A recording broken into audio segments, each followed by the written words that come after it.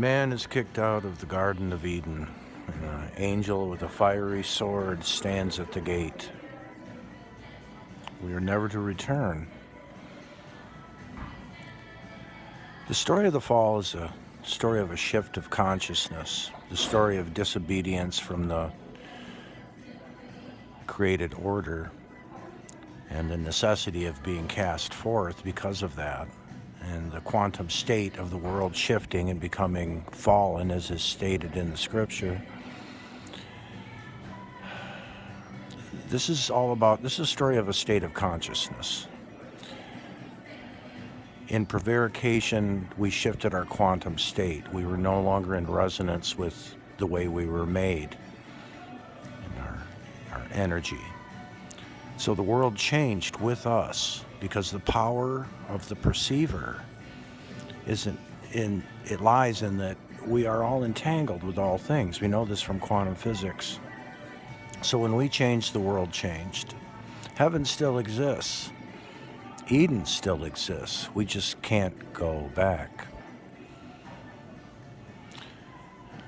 What is taught is that there is a new quantum state to be attained called the kingdom of heaven, which is also a shift of consciousness. And by the shift of consciousness, there's a quantum shift. The world changes. Perhaps even the fallen state can be repaired if we can just achieve this thing. But what we can't go back to is the original, unsullied, original state of creation, the state of Eden. That is denied us. As quantum science progresses, it becomes more and more congruent and will eventually, I believe, become identical with what is described in the theology.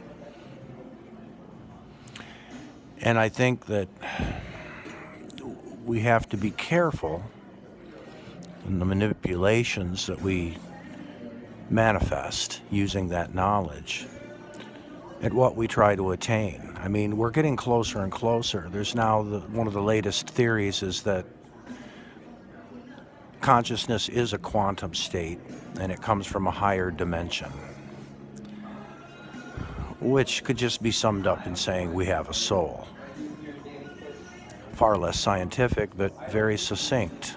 It describes fully and precisely what is being spoken of without the mathematical formulae.